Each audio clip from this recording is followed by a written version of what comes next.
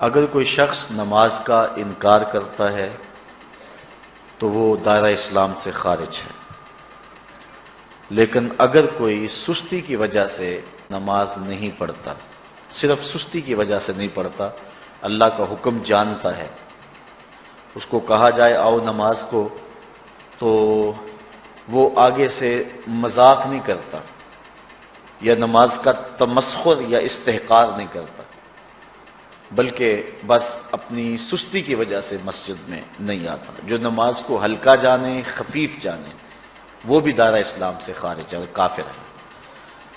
لیکن جو شخص اس کو اللہ کا حکم جانتا ہے اور اس کو پڑھنا اپنے اوپر ضروری سمجھتا ہے لیکن سستی کی وجہ سے پڑھ نہیں سکتا، تو اس کے بارے میں علماء کی آراء مختلف ہیں۔ حضرت امام اسحاق اور حضرت امام احمد رضی اللہ تعالی عنہما آپ تو فرماتے ہیں کہ ایسا شخص کافر ہے اور اس کو قتل کرنا واجب ہے۔ حضرت امام مالک کا قول ہے کہ، اور امام شافعی کا بھی یہی قول ہے، وہ بھی کہتے ہیں کہ اس کو قتل کیا جائے گا اور بطور حد قتل کیا جائے گا۔ حضرت امام اعظم امام ابو حنیفہ علیہ رحمہ آپ فرماتے ہیں کہ بے نمازی کو قتل نہیں کیا جائے گا، بلکہ اس پر تعزیر نافذ ہوگی۔ یہ حاکم وقت کی ثواب دید پر ہے کہ وہ اس پر کیا سزا دیتا ہے، اور فرمایا اس کو 7 قید کیا جائے گا اور توبہ کے لیے اس کو زور دیا جائے گا۔ اگر وہ توبہ کر لے تو اس کو قید سے باہر نکال لیا جائے گا، ورنہ اس کو قید رکھا جائے گا۔ صحابہ کہتے ہیں کہ ہم کسی عمل کے تارک کو کافر نہیں سمجھتے تھے سوائے نماز کے تارک کے، اور آقا کریم علیہ السلام کا ایک فرمان ہے، من ترک الصلاۃ متعمدا فقد کفر جہارا، جس نے جان بوجھ کے نماز چھوڑی اس نے اعلانیہ کفر کیا۔ امام اعظم امام ابو حنیفہ علیہ رحمہ وہ فرماتے ہیں کہ یہ حدیث محل ترہیب میں ہے، گویا اس نے کافروں والا کام کیا، اس لیے آپ یہ فتویٰ دیتے ہیں کہ اس کو قید کیا جائے گا اور نماز کی پابندی کا زور دیا جائے گا، اور وہ توبہ کرے تو اس کو چھوڑ دیا جائے گا۔ لیکن باقی ائمہ بعض کہتے ہیں اس کو حداً قتل کیا جائے، اور امام اسحاق اور امام احمد کہتے ہیں اس کو قتل کرنا واجب ہے۔ تو بے نمازی جو اللہ کے حکم کی پابندی سستی کی وجہ سے نہیں کرتا، یہ اس کے لیے حکم ہے۔ جو شخص تحقیر کرتا ہے نماز کی، ہلکا جانتا ہے، تمسخر اڑاتا ہے یا اس کا انکار کرتا ہے، تو اس کے بارے میں علماء کے اندر کوئی اختلاف نہیں ہے، وہ ائمہ اربعہ کے نزدیک کافر ہے، دائرہ اسلام سے خارج ہے، مرتد ہے۔ لیکن سستی کی وجہ سے نماز نہ پڑھنے والا، اس کے بارے میں علماء کا یہ موقف ہے۔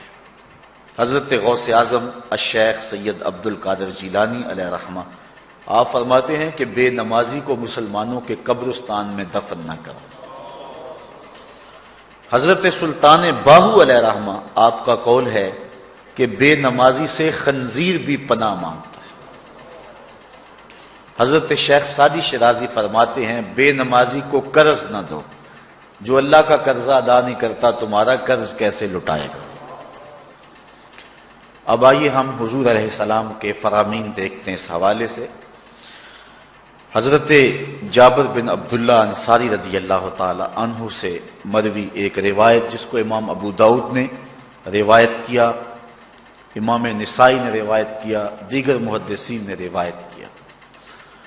آقا کریم نے ارشاد فرمایا بین الرجل و بین الکفر ترک الصلاۃ، آدمی اور کفر کے درمیان ترک صلاۃ ہے، یعنی بندہ مومن اور بندہ کافر کے درمیان ترک صلاۃ ہے۔ جو نماز پڑھتا ہے وہ مومن ہے، اور جو نماز نہیں پڑھتا تو وہ کافروں والا کام کرتا ہے، یا دیگر ائمہ کے نزدیک وہ کافر ہے۔ یہ ترہیباً نہیں بلکہ یہ حکم ہے۔ اور حضرت نبی رحمت صلی اللہ علیہ وسلم کا ایک دوسرا فرمان ان الفاظ کے ساتھ ہے، بین الرجل و بین الشرک والکفر ترک الصلاۃ، شرک و کفر اور بندہ مومن کے درمیان نماز ترک کرنا ہے۔ حضرت امام ابن ماجہ نے ان الفاظ کے ساتھ روایت کو نقل کیا ہے، بین الکفر والایمان ترک الصلاۃ، ایمان اور کفر کے درمیان نماز کا ترک کرنا ہے۔ اور آقا کریم علیہ السلام کا وہ فرمان جو حضرت انس سے مروی ہے، جس کو طبرانی نے اپنی موجم میں لکھا، بھی آپ کے سامنے میں نے رکھا، کہ حضور نے فرمایا من ترک الصلاۃ متعمدا فقد کفر جہارا، جس نے جان بوجھ کے نماز چھوڑی اس نے اعلانیہ کفر کیا۔ حضرت ابو ہریرہ رضی اللہ تعالی عنہ سے ایک روایت ہے کہ وہ فرماتے ہیں لا سہم فی الاسلام لمن لا صلاۃ ولا صلاۃ لمن لا وضوء لہ، کہ اس شخص کا اسلام میں کوئی حصہ نہیں ہے جو نماز نہیں پڑھتا، اور اس شخص کا نماز میں کوئی حصہ نہیں ہے جو وضو نہیں کرتا۔ وضو کے بغیر نماز نہیں ہوتی اور نماز کے بغیر اسلام نہیں ہوتا۔ اور اسی روایت کو بالفاظ دیگر حضرت عبداللہ ابن عمر رضی اللہ تعالی عنہ نے حضور سے یوں روایت کیا ہے، طبرانی نے اپنی موجم میں اس کو لکھا، لا ایمان لمن لا امانتہ ولا صلاۃ لمن لا طہور لہ ولا دین لمن لا صلاۃ لہ۔ حضور فرمایا کہ اس شخص کا ایمان نہیں جس میں امانت نہیں، اور اس شخص کی نماز نہیں جس کو پاکیزگی حاصل نہیں، اور اس شخص کا دین نہیں جس کو نماز نصیب نہیں۔ حضرت امام ابن ماجہ نے اس روایت کو اپنے الفاظ کے ساتھ روایت کیا ہے۔ حضرت بریدہ رضی اللہ تعالیٰ عنہ اپنے باپ سے روایت کرتے ہیں اور وہ حضور سے روایت کرتے ہیں۔ حضور علیہ السلام نے ارشاد فرمایا ان العہد الذی بیننا و بینہم الصلاۃ فمن ترکھا فقد کفر، کہ ہمارے اور ان لوگوں کے درمیان جو معاہدہ ہے وہ نماز کا ہے، جس نے نماز کو چھوڑ دیا اس نے کفر کیا، یعنی ہمارا اور ان کا پھر اب معاہدہ باقی نہیں رہے گا۔ حضرت امام بخاری نے روایت نقل کی ہے، حضور نے ارشاد فرمایا من ترک الصلاۃ العصر فقد حبط اعمالہ، جس نے عصر کی نماز چھوڑی اللہ اس کے سارے عمل برباد کر دیتا۔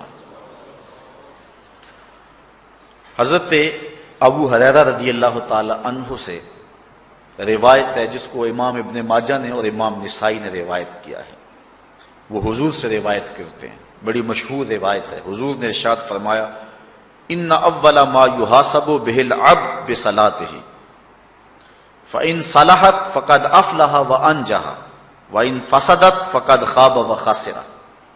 فرمایا قیامت کے دن بندے سے سب سے پہلا حساب نماز کا لیا جائے گا، اگر اس کی نماز ٹھیک ہو گئی تو وہ فلاح پا گیا، اگر پہلا تول ٹھیک آ گیا تو وہ کامیاب ہے، وانجح اور نجات پا گیا، وان فسدت فقد خاب وخسر، اور اگر پہلا تول ہی ٹھیک نہ ہوا تو پھر وہ ذلیل و رسوا ہو گیا۔ حضرت عبادہ بن صامت رضی اللہ تعالیٰ عنہ سے ایک طویل روایت ہے، وہ کہتے ہیں کہ حضور علیہ السلام نے مجھے 7 چیزوں کا حکم دیا، مجھے وصیت کی کہ ان 7 کاموں کو کرنا ہے۔ ان کے اندر جو دوسری چیز تھی وہ حضور نے یہ ارشاد فرمائی وَلَا تَتْرُكُوا الصَّلَاةَ مُتَعَمِّدِينَ فَمَن تَرَكَهَا مُتَعَمِّدًا فَقَدْ خَرَجَ مِنَ الْمِلَّةِ، کہ جان بوجھ کے کبھی نماز نہ چھوڑنا، جس نے نماز چھوڑی وہ ملت اسلامیہ سے نکل گیا۔ اور حضرت معاذ بن جبل رضی اللہ تعالی عنہ سے بھی ایک طویل روایت ہے کہ حضور نبی رحمت صلی اللہ علیہ وسلم نے ان کو 10 وصیتیں کی تھی حصول برکت کے لیے۔ یہ ساری حدیث میں آپ کے سامنے رکھ دیتا ہوں۔ کہتے ہیں اوصانی رسول اللہ صلی اللہ علیہ وسلم بعشر کلمات، حضور نے مجھے 10 باتیں ارشاد فرمائیں، حکمت سے بھری اور رحمتوں سے بھری ہوئی ایک ایک بات ہے، ان کے بول بہاروں جیسے اور اصحاب ستاروں جیسے۔ تو اتنا خوبصورت کلام، لہو خورشید کا ٹپکے اگر ذرے کا جگر چیر۔ حضور نے 10 باتیں حضرت معاذ بن جبل رضی اللہ تعالی عنہ کو بطور وصیت ارشاد کی. کہتے ہیں کالا، حضور نے مجھے کہا، ارشاد کیا، لا تشرک باللہ شیئا وان قتلت وحرقت، اللہ کے ساتھ کسی کو شریک نہ ٹھہرانا، اگرچہ تجھے قتل بھی کیا جائے اور تجھے آگ میں جلا بھی دیا جائے، کبھی بھی اللہ کے ساتھ شریک نہ ٹھہرانا. دوسری بات حضور نے مجھے یہ ارشاد فرمائی، ولا تاس والدیک وان امراک ان تخرج من اہلک ومالک، کہ اپنے والدین کی کبھی نافرمانی نہ کرنا، اگرچہ تجھے حکم دیں کہ اپنے مال کو اور اپنے بچوں کو لے کے گھر سے نکل جا، تو کہا یہ کر لینا، نکل جانا، لیکن والدین کی نافرمانی نہ کرنا. تیسری بات حضور نے ارشاد فرمائی، وَلَا تَتْرُكَنَّ صَلَاةً مَكْتُوبًا مُتَعَمِّدًا فَإِنَّ مَنْ تَرَكَ صَلَاةً مَكْتُوبَةً مُتَعَمِّدًا فَقَدْ بَرِئَتْ مِنْهُ ذِمَّةُ اللَّهِ. فرمایا اے معاذ بن جبل، فرض نماز جان بوجھ کر کبھی بھی نہ چھوڑنا، زندگی میں کبھی نہ ہو کہ تجھ سے فرض نماز چھوٹے، اس لیے کہ جس نے فرض نماز جان بوجھ کے چھوڑ دی، اللہ اور اس کے رسول نے اس سے اپنا ذمہ اٹھا لیا.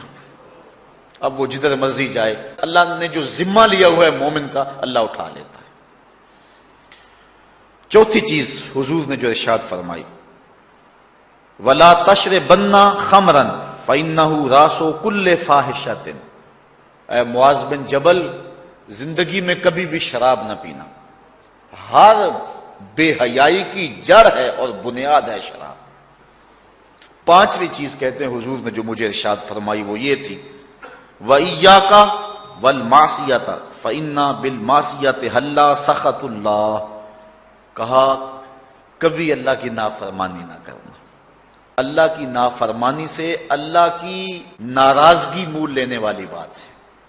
اللہ تعالیٰ کی معصیت سے اس کی ناراضگی جائز ہو جاتی ہے، حلال ہو جاتی ہے. اور چھٹی چیز کہتے ہیں حضور نے یوں ارشاد فرمائی، وَإِيَّاكَ وَالْفِرَارَ مِنَ الزَّحْفِ وَإِنْ هَلَكَ النَّاسِ. کہا جب محاذ پہ ڈٹا ہونا تو کبھی پیٹھ نہ پھیرنا، اگرچہ لاشیں جو ہیں وہ گر رہی ہوں اور لوگ ہلاک ہو رہے ہوں، سارے لشکر کے ہلاک ہو جانے کا ڈر بھی ہو، لیکن کہا معاذ بن جبل میں تمہیں وصیت کرتا ہوں کبھی پیٹھ پھیر کے بھاگنا نہیں ہے. حضور نے کہتے ہیں مجھے جو ساتویں چیز ارشاد فرمائی وہ یہ تھی، وَإِنْ أَصَابَ النَّاسَ مَوْتٌ فَاصْبُتْ. اگر تو کسی ایسے علاقے میں رہتا ہو جہاں موت آ جائے، کوئی بیماری آ جائے موت والی، تو علاقہ چھوڑ کے بھاگنا نہ، وہیں رہنا. تیری قسمت میں زندگی ہوئی، تجھے کوئی موت دے نہیں سکتا، اور اگر موت تیرے لیے لکھی گئی ہے تو جہاں مرضی چلا جائے تو موت سے بچ نہیں سکتا. اس لیے ایسے مقام سے بھاگ کر نہ جانا، وہیں ڈٹے رہنا اور وہیں رکے رہنا. آٹھویں چیز کہتے ہیں حضور نے مجھے ارشاد فرمائی، وَأَنفِقْ عَلَىٰ أَهْلِكَ مِن طَوْلِكَ. کہا اللہ نے تجھے جو وسعت دی ہے، تجھے جو مال دیا ہے، اس کو اپنی اولاد پر کھل کے خرچ کرنا، اپنی اولاد سے بخل نہ کرنا، اولاد کے معاملے کے اندر جہاں ان کی ضرورت ہو اس کو کھل کے پورا کرنا ہے. اور حضور نے نویں بات جو ارشاد فرمائی وہ یہ تھی، وَلَا تَرْفَعْ عَنْهُمْ عَصَاكَ أَدَبًا. اپنی اولاد کو ادب سکھانے کے لیے ڈنڈا نہ چھوڑنا، عصا ہمیشہ لٹکا کے رکھنا، کوڑا باندھ کے رکھنا. اور 10ویں چیز کہتے ہیں حضور نے جو مجھے ارشاد فرمائی، وَأَخْفِهِمْ فِي اللَّهِ. اپنی اولاد کے دل میں اللہ کا خوف ڈالتے رہنا، اللہ کا ڈر پیدا کرنا اپنی اولاد کے اندر. تو نے اپنی اولاد کو یونیورسٹی اور کالجوں تک پہنچایا، بیرون ملک سے بھی تعلیم دلوائی، لیکن اللہ کا خوف نہ سکھایا. اللہ کا خوف سکھانا اپنی اولاد کو، ایسے لوگوں کی صحبت میں بٹھانا جن کی صحبت میں بیٹھ کر اللہ کا خوف پیدا ہو جائے. ان کو ایسی کتابیں لا کے دینا کہ جن سے خشیت الہی ان کے سینے میں پیدا ہو. اگر تو نے سب کچھ دے دیا، عالی نسب بنگلے دے دی اپنی اولاد کو، تو نے جو ہے وہ بہت اچھی تعلیم دلوا دی اپنی اولاد کو، دنیاوی سوسائٹی کے اندر ان کا وقار بہت بلند ہو گیا، تو نے سب کچھ دے دیا اپنی اولاد کو، اللہ کا خوف نہیں دیا تو کچھ بھی نہیں دیا. تو حضور نے جو 10ویں وصیت حضرت معاذ بن جبل کو کی وہ یہ ہے کہ انہیں اللہ سے ڈراتے رہنا، اللہ تعالیٰ کا خوف، ان کی خشیت ان کے سینے میں پیدا کرنا۔ اللہ اکبر۔ حضور کا ایک اور فرمان سنیے۔ حضور نے فرمایا کہ جو شخص نماز چھوڑتا ہے، ایک طویل حدیث ہے جس کا یہ حصہ ہے، وَقَانَ يَوْمَ الْقِيَامَةِ مَعَ قَارُونَ وَفِرْعَوْنَ وَحَامَانَ وَأُبَيِّ بْنِ خَلَف، جو نماز ترک کرتا ہے قیامت کے دن قارون کے ساتھ، فرعون کے ساتھ، حامان کے ساتھ اور ابی ابن خلف کے ساتھ کھڑا کر دیا جائے گا۔ جس صف میں اللہ کے دشمن کھڑے ہوئے ہوں گے، بے نوازی کو بھی اس صف میں کھڑا کر دیا جائے گا۔ کتنی رسوائی ہے، کتنی ذلت ہے۔ کوئی بندہ یہ گوارا کرتا ہے کہ مجھے اس صف میں کھڑا کر دیا جائے جس میں دشمنان خدا کھڑے ہوں، دشمنان رسول کھڑے ہوں، میری کوئی بہن، میری کوئی بیٹی، کیا یہ گوارا کر سکتی ہے کہ اس کو حضور پہ کانٹے پھینکنے والی ام جمیل کے ساتھ کھڑا کر دیا جائے، اس کو حضور کو اذیت دینے والی عورتوں کے ساتھ کھڑا کر دیا جائے؟ نہ میری کوئی بہن اور نہ کوئی میری ماں اس بات کو گوارا کرتی۔ تو جب ہم یہ گوارا نہیں کرتے تو پھر ہمیں عزم کرنا چاہیے کہ آج کے بعد نماز نہیں چھوڑنی ہے۔ میں نے کسی جگہ پہ یہ بات بیان کی اور ساری گفتگو اسی عنوان سے ہوئی، کچھ ماحول ایسا بنا ہوا تھا، تو مجھے بعد میں صابر نامی وہاں کے ایک ساتھی نے فون کیا 2 یا 3 دن کے بعد، کہنے لگا کہ ہماری بستی میں ایک شخص بھی بے نمازی نہیں رہا ہے۔ اس حدیث کا زور اتنا ہے، اس حدیث کا وزن اتنا ہے۔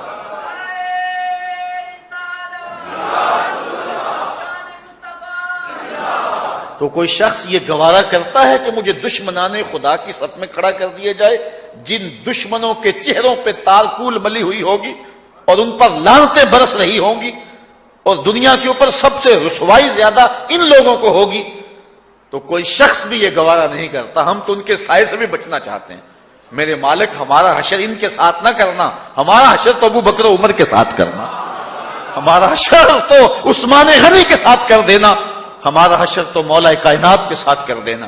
مالک، ہمارا حشر بریلی کے امام احمد رضا کے ساتھ کر دینا، ہمارا حشر امام غزالی کے ساتھ کر دینا، بلال حبشی کے ساتھ کر دینا۔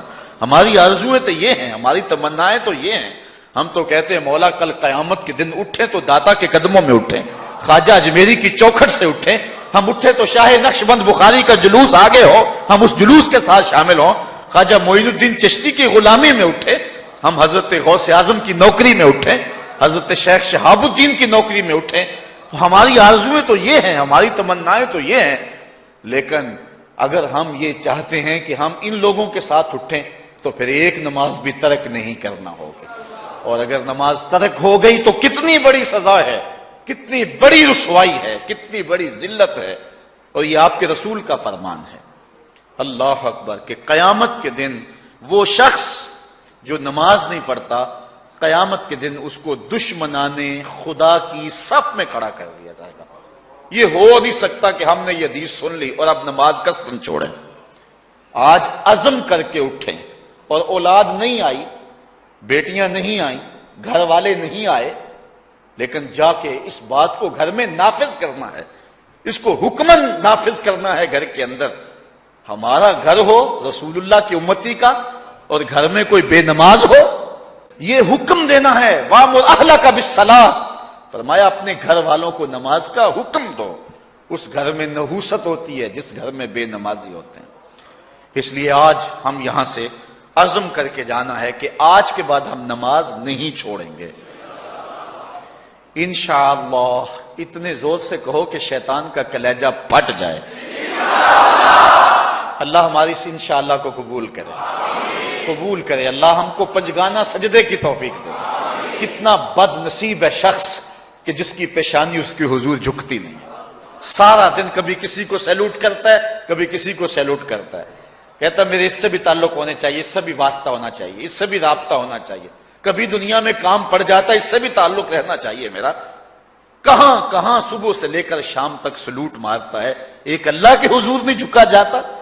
اقبال علیہ رحمہ کہتے ہیں ایک سجدہ جسے تو گراں سمجھتا ہے، 1000 سجدے سے آدمی کو دیتا ہے نجات۔ آؤ اللہ کے حضور بندگی کا سر جھکائیں۔ تو یہ کتنی عبرتناک جو ہے اور کس قدر جو ہے وہ فکر انگیز حدیث ہے۔ وَقَانَ يَوْمَ الْقِيَامَةِ مَعَ قَارُونَ وَفِرْعَوْنَ وَحَامَانَ وَأُبَيِّ بْنِ أَبِي خَلْف، وہ شخص ان بد نصیب لوگوں کے ساتھ کھڑا ہوگا جس کو نماز کی توفیق نہیں ہے۔ آپ نے حدیث علماء سے بارہا سنی، حدیث طویل ہے۔ آقا کریم معراج کی رات گئے تو وہاں مختلف لوگوں کو مختلف عذابوں میں مبتلا دیکھا۔ کسی کی انتڑیاں کٹ کٹ کے گر رہی تھی، کسی کا منہ چیرا جا رہا تھا، کسی کی زبان لوہے کی کینچیوں سے کاٹی جا رہی تھی، کسی پر کھولتا ہوا پانی ڈالا جا رہا تھا، کوئی جو ہے وہ سرانڈ والا گوشت کھا رہا تھا، کسی کے جسم میں لوہے کی میخیں ٹھونکی جا رہی تھی۔ لیکن ایک قوم کو حضور نے دیکھا، ایک بھاری پتھر سے ان کا سر کچلا جاتا ہے اور پتھر کے واپس آنے تک دوبارہ صحیح ہو جاتا ہے، پھر کچلا جاتا ہے۔ حضرت جبریل امین سے حضور نے فرمایا کہ یہ کون لوگ ہیں؟ یا جبریلو من ہاؤلائے، یہ لوگ کون ہیں کہ ان کے سر پتھروں سے کچلے جا رہے ہیں؟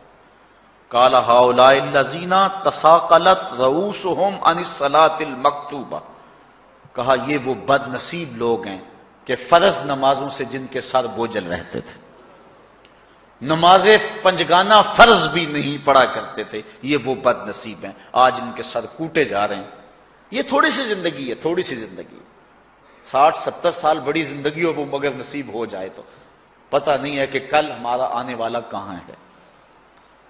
کتنا غافل اور بد نصیب ہے وہ شخص کہ جس کو سجدہ نصیب نہیں ہے۔ سجدہ تو بندگی کا نام ہے۔ زندگی آمد برائے بندگی، زندگی بے بندگی شرمندگی۔ بندہ تو ہے ہی بندگی میں۔ کسی شخص نے راستے میں جاتے جاتے چائے کی پیالی پلا دی ہو نا بازار میں، تو ہم جب بھی اس گلی سے گزرتے ہیں اس کو سلوٹ کر کے جاتے ہیں، السلام علیکم، یار اس سے بڑے سلام لیتے ہو، یہ بڑا محبت والا، بڑے اخلاق والا ہے۔ یار جس نے چائے کی پیالی پلا دی ایک مرتبہ، اس کو تو جاتے آتے سلام کر کے جاتے ہو جس رب نے زندگی بخشی ہے، جس رب نے جو ہے وہ ساری بہاریں عطا کی ہیں، اس کے حضور میں جھکا جاتا ہے۔ کتنا متکبر شخص ہے جو اللہ کے حضور نہیں جھکتا۔ اللہ اکبر، کہا یہ وہ بد نصیب لوگ ہیں فرض نمازوں سے جن کے سر بوجھل رہا کرتے تھے۔ اللہ اکبر۔ حضور نبی رحمت صلی اللہ علیہ وآلہ وسلم نے ارشاد فرمایا، نماز چھوڑنا تو خیر بہت بری بات ہے، جو شخص نماز پڑھتے ہیں لیکن جماعت سے نہیں پڑھتے، فرمایا میرا جی چاہتا ہے کہ اپنی جگہ کسی اور کو کھڑا کروں اور جوانوں کا ایک گروہ ساتھ لوں، اور جو لوگ مسجد میں نماز پڑھنے نہیں آتے ان کے گھروں کو آگ لگا دوں۔ رحمت للعالمین آقا فرما رہے ہیں کہ ان کے گھروں کو آگ لگا دوں۔ کتنا غصہ ہے ان لوگوں پر کہ جو مسجد میں آ کر نماز نہیں پڑھتے، اور جو پڑھتے ہی نہیں، اس دور میں تو کوئی تھا ہی نہیں کہ مومن ہو نماز نہ پڑھتا ہو۔ اللہ اکبر۔ تو مومن نماز ہی پڑھتے تھے، تو اگر کسی سے گھر میں نماز پڑھی گئی تو فرمایا میرا جی چاہتا ہے۔ آج نماز تو نماز رہی، ہم کو تو جمعہ بھی نصیب نہیں ہے۔ کتنے لوگ ہیں کہ جو پابندی کے ساتھ نماز جمعہ بھی نہیں پڑھتے ہیں۔ حضور کا ایک فرمان سنیے، آقا کریم نے ارشاد فرمایا، من ترک الجمعۃ ثلاث جمع متوالیات فقد نبذ الاسلام وراء ظہرہ، جس نے بغیر کسی عذر کے 3 جمعے چھوڑ دیے اس نے اسلام کو اپنی پشت کے پیچھے ڈال دیا، اس نے پرواہ ہی نہیں کیا اسلام کی۔ اور ایک حدیث کے لفظ ہیں، من ترک ثلاث جمعات من غیر عذر کتب من المنافقین، جس نے بغیر کسی عذر کے 3 جمعے چھوڑ دیے اس کا نام منافقوں کی فہرست میں لکھ دیا جاتا۔ اور ایک حدیث کے لفظ اس حوالے سے ہیں، من ترک ثلاث جمع تہاونا بہا طبع اللہ علی قلبہ، جس نے سستی کی وجہ سے 3 جمعے چھوڑ دیے تو اس کے دل پر اللہ غفلت کی مہر لگا دیتا ہے۔ یہ وہ بد نصیب شخص ہے کہ جو نماز جمعہ چھوڑتا ہے۔ حضرت ابن حجر نے الزواجر کے اندر ایک روایت لکھی ہے، وہ فرماتے ہیں جو شخص نماز ترک کرتا ہے اس کو بہت ساری رسوائیاں ہیں۔ وقت اتنا طویل نہیں ہے کہ ایک ایک چیز کو تفصیل سے بیان کروں۔ وہ کہتے ہیں پہلی بات تو یہ ہے کہ اس کی عمر میں برکت اٹھا لی جاتی، دوسری بات اس کے چہرے سے صالحین کا نور اتار لیا جاتا ہے۔ تیسری بات، وہ کوئی بھی عمل کرے اس کا ثواب نہیں ملتا اس کو، یہ دنیا پر اس کو سزائیں ہیں۔ چوتھی سزا دنیا پر اس کو یہ ملتی ہے، اس کی دعائیں قبول نہیں ہوتی۔ اور پانچویں سزا اس کے لیے یہ ہے کہ اس کے لیے جو نیک لوگ دعا کرتے ہیں ان دعاؤں کا حصہ اسے نہیں ملتا۔ مومن نیک سحری وقت اٹھ کے دعا مانگتے ہیں، اللہ پوری امت پر کرم کر دے، تو یہ بھی امت میں شامل ہے۔ دعا اللہ والے کی تو قبول ہوئی، لیکن اس کا حصہ نکال دیا گیا، اس کا حصہ نیک لوگوں کی دعاؤں سے نکال دیا گیا۔ اور جب وہ مرنے لگتا ہے، نزا کے وقت تین اس کو سزائیں ملتی ہیں۔ ایک تو بھوکا مرتا ہے، دوسرا پیاسا مرتا ہے، تیسرا ذلیل ہو کے مرتا ہے۔ اور قبر کے اندر اس کو تین سزائیں ہیں۔ حضرت امام ابن حجر کہتے ہیں، ایک تو اس کی قبر تنگ کر دی جائے گی، حتیٰ کہ ادھر والی پسلیاں ادھر اور ادھر والی پسلیاں ادھر۔ دوسرا، اس کی قبر میں آگ ڈالی جائے گی، جو اللہ کے حضور نہیں جھکتا اس کی قبر اس لائق ہے کہ اس میں آگ ڈالی جائے۔ اور تیسری، اس کے اوپر ایک اژدہا مسلط کر دیا جائے گا جس کا نام ہے شجاع الاقرع، اور جب وہ ڈنگ مارے گا تو 70 گز تک وہ شخص زمین میں دنس جائے گا، اور وہ مسلسل یہ ڈنگ مارتا رہے گا۔ اور کہا کہ تین سزائیں اس کو حشر میں پہنچیں گی۔ ایک تو اس کا حساب سختی سے لیا جائے گا، اور جس کا حساب سختی سے لیا گیا وہ بچ پائے گا؟ حساب سے بچے گا وہ جس سے اللہ صرف نظر کرے گا۔ اللہ اکبر۔ ایک تو اس کا حساب سختی سے لیا جائے گا، دوسرا اللہ تعالیٰ جل شانہ اپنے قہر و غضب کا اس پہ اظہار کرے گا، اور تیسری اس کو سزا یہ دی جائے گی کہ اس کو جہنم میں ڈال دیا جائے گا۔ ساتھیاؤ، میں اور آپ آج کی اس بزم میں یہ پختہ عزم کر کے اٹھیں کہ آج ہم خود بھی اور اپنی اولاد کو بھی، اپنے دوستوں کو بھی، میرے والد گرامی فرمایا کرتے تھے، جس سے دوستی ہو نا اس کی انگلی پکڑ کے دین کی راہ پہ لے آؤ، یہ دوستی کا حق ہے۔ اس کے لیے آپ بہت کچھ کرتے ہیں، لیکن اگر اس کو دین نہیں دیا تو کچھ بھی نہیں دیا۔ کوشش کرو میرا دوست ہو اور جہنم میں جائے۔ والدین بچے کے مستقبل کے لیے کتنی کوشش کرتے ہیں، لاکھوں روپیہ لگاتے ہیں مستقبل ٹھیک ہو جائے، کرتے ہیں کہ نہیں کرتے؟ یونیورسٹیوں کے اندر، کالجوں کے اندر کتنی بھاری فیسیں بھرتے ہیں، کیوں اتنا کچھ کیوں کر رہے ہو؟ میں نے دیکھا بوڑھا باپ اپنی کمر پہ بوریاں لاد کے مزدوری کرتا ہے، مائیں اپنا زیور بیچ رہی ہیں کہ اولاد پڑ جائے۔ میاں اتنا کچھ کیوں کر رہے ہو؟ جی مستقبل ٹھیک ہو جائے۔ یہ مستقبل کتنا ہے؟ 20-25 سال کا، اور جو اصل مستقبل ہے اس کی فکر ہی نہیں کسی کو۔ اصل مستقبل تو وہ ہے۔ اللہ اکبر۔ بیرون ملک جائے بیٹا تو ماں کہتی ہے بس دعا کرو کہ میرا بیٹا خیریت سے پہنچ جائے۔ بیٹی کی شادی کرتی ہے تو ماں کہتی ہے دعا کرو کہ اپنے گھر میں اس کو چین مل جائے۔ کسی کا انٹرویو ہوتا ہے، لوگ کہتے ہیں جناب دعا کرو کہ اس انٹرویو میں وہ کامیابی سے گزر جائے۔ میں کہتا ہوں جب قبر میں اترتا ہے پھر کسی نے آ کر کبھی نہیں کہا کہ دعا کرو مشکل گھڑی آ گئی ہے خیریت سے گزر جائے۔ اصل امتحان تو یہ ہے، اگر اس امتحان سے گزر گیا تو کامیابی اور بامرادی۔ یہ تھوڑا سا مستقبل دنیا کا، اس کے لیے ہم کتنے پیسے لگا دیتے ہیں۔ سب کچھ اولاد کو آتا ہے، ہر شے فر فر پڑھتے اور بولتے ہیں، دعائے قنوت بھی نہیں آتی ہوتی۔ تو ہم اپنی اولاد کے لیے دین کا تحفہ اس کو کبھی نہ چھوڑیں۔ اللہ اکبر۔ کوشش کریں، محنت کریں۔ حضور نبی رحمت صلی اللہ علیہ وآلہ وسلم نے ان بد عمل واعظین کی بات بھی کی ہے کہ جو لوگوں کو نیکی کا حکم دیتے ہیں اور خود اس پہ عمل نہیں کرتے۔ آج ہمارے کچھ واعظین لوگوں کو تو واضح تلقین اور نصیحت کرتے ہیں اور خود نماز میں سخت سستی کا ارتکاب کرتے ہیں، اور جس سے قوم کے اندر نماز میں سستی عملاً پیدا ہو جاتی ہے۔ کوئی عرس کی تقریب ہو، کوئی محفل نعت ہو، کوئی جلسہ ہو، کوئی شادی کی تقریب ہو، نماز کے وقت کا پورا پورا خیال رکھا کریں اور اس بات کا لحاظ رکھا کریں۔ بلکہ ہمارے ہاں ایک عجیب سا فیشن ہے، اور عجیب سی بات ہے، میں بڑا حیران ہوا کرتا ہوں کہ عشاء کے بعد جب جلسے ہوتے ہیں نا ہمارے مساجد کے اندر، تو مغرب سے اعلان شروع ہو جاتا ہے آج رات فلاں صاحب خطاب فرمائیں گے، اور پھر جب نماز عشاء ہوتی ہے تو ہمارا نقیب محفل کھولتا ہے لاؤڈ سپیکر اور وہ اعلان کرتا ہے حضرات جماعت ہو چکی ہے، اب مسجد میں آ جائیں۔ یعنی یہ نماز کو ہلکا کرنے والی بات ہے۔ ان کو کہا جا رہا ہے کہ بلکہ بعض تو کہہ دیتے ہیں جس کا تمہیں ڈر تھا وہ گزر گئی ہے، اب آ جاؤ، کیا لینا ہے جلسے میں آ کر اگر نماز ہی نہیں پڑھنی ہے تو۔ ممبر و محراب کے جو ذمہ دار ہیں ان سے جو ہے وہ عجیب و غریب قسم کی جو ہے وہ حرکات سکنات سرزد ہو رہی ہیں۔ یہ جو جہل نقیبوں کا ایک غول آ گیا نا، یہ بھی ایک بہت بڑی مصیبت ہے۔ ایک تو بے تحاشا القاب، دوسرا دین کی روح سے ناشنائی۔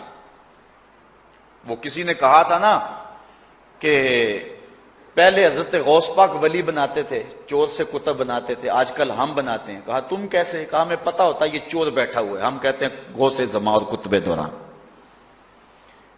بے تحاشا اور بے تکا انداز، اور پھر دین کی روح سے یہ ناشنائی کہ باقاعدہ اعلان ہوتا ہے جناب جماعت ہو چکی اب تو آ جاؤ۔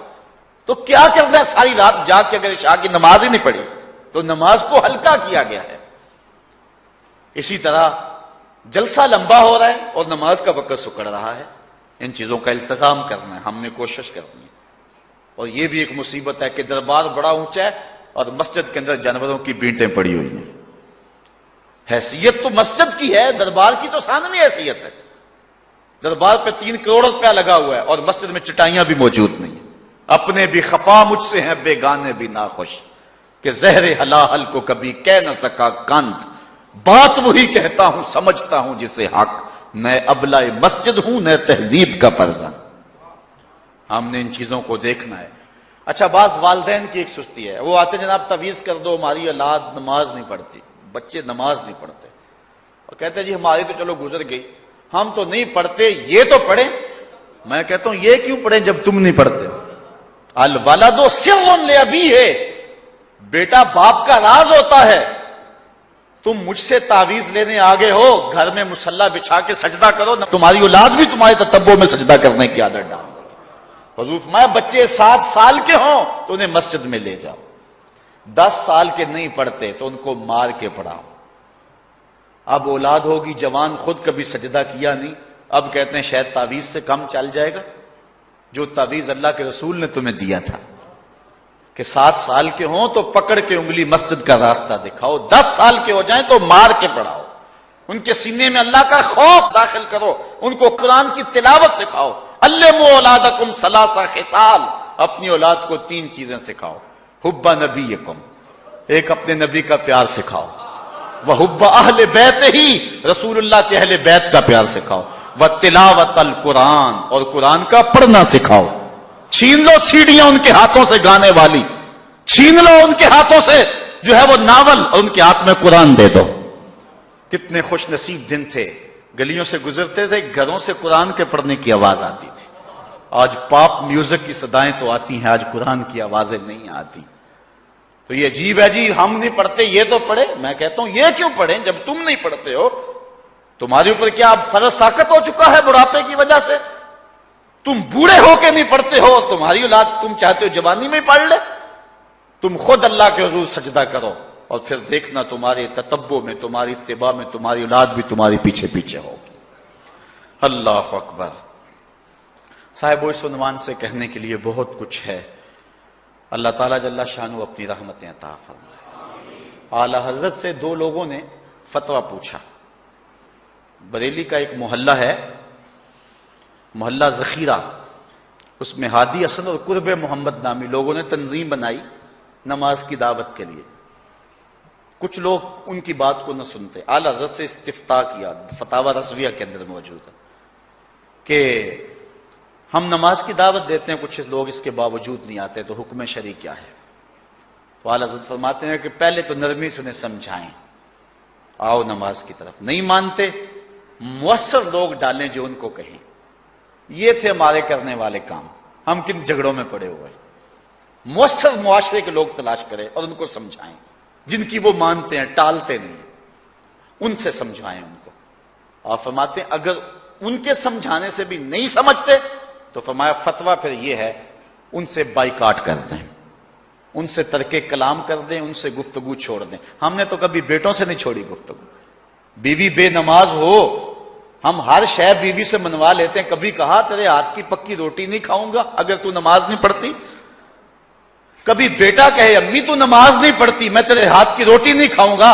جو ماں بیٹے کے لیے سب کچھ کرتی ہے، کتنے دکھ جھیلتی ہے، کسی کے گھر کے برتن مانجنے پڑے وہ بھی مانجتی ہے، کیا بیٹے کی خواہش پہ نماز نہیں شروع کر دے گی؟